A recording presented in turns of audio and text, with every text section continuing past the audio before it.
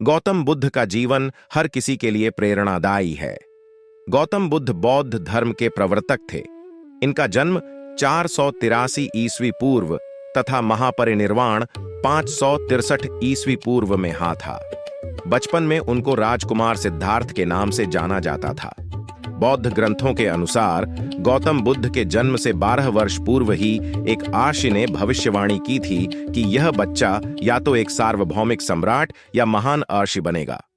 35 वर्ष की आयु में उन्हें ज्ञान की प्राप्ति हुई थी। वह संसार का मोह त्याग कर तपस्वी बन गए थे और परम ज्ञान की खोज में चले गए थे। आइए आज हम आपको सिद्धार्थ के महात्मा बुद्ध बनने तक के सफर के बारे में बताते हैं। बुद्ध का गोत्र गौतम था। बुद्ध का वास्तविक नाम सिद्धार्थ गौतम था। उनका जन्म शाक्य गणराज्य की राजधानी कपिलवस्तु के निकट लुम्बिनी में हुआ था। बुद्ध के जन्म के 7 दिन के भीतर ही उनकी माता का देहांत हो गया था। उनका पालन पोषण उनकी मौसी गौतमी ने किया था। शिशु का नाम सिद्धार्थ रखा गया था। शाक्य वंश के राजा शुद्धोधन सिद्धार्थ के पिता थे। सिद्धार्थ के जन्म से पूर्व हुई भविष्यवाणी से परेशान होकर उनके पिता ने उन्हें तपस्वी बनने से रोकने के लिए राजमहल की परिधि में रखा। गौतम राजसी विलासिता में पले बढ़े। बाहरी दुनिया से आक्रांत, नृत्य करने वाली लड़कियों द्वारा मनोरंजन, ब्राह्मणों द्वारा निर्देशन और तीरंदाजी, तलवारबाजी, कुश्ती, तैराकी और दौड़ में प्रशिक्षित किए गए थे। कम उम्र में ही उनका विवाह राजकुमारी यशोधरा से करा दिया गया। दोनों का एक पुत्र भी हुआ जिसका नाम राहुल था। सिद्धार्थ बचपन से ही अत्यंत करुण हृदय वाले थे। वह किसी का भी दुख नहीं देख सकते थे।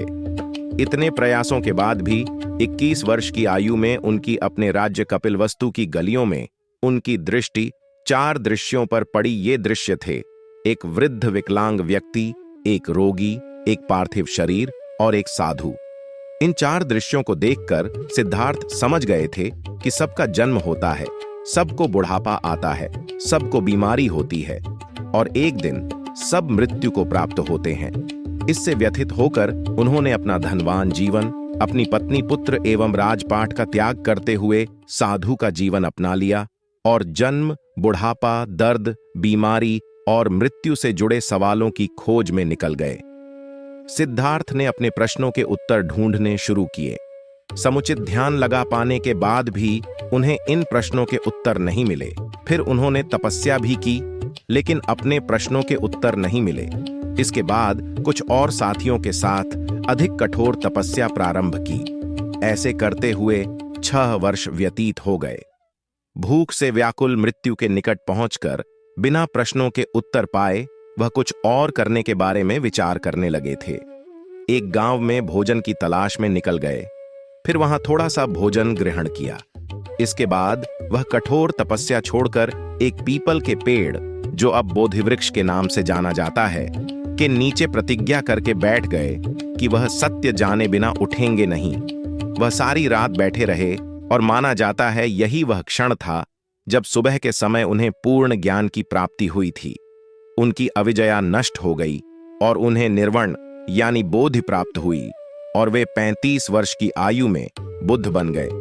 बुद्ध को शाक्यमुनि के रूप में भी जाना जाता है।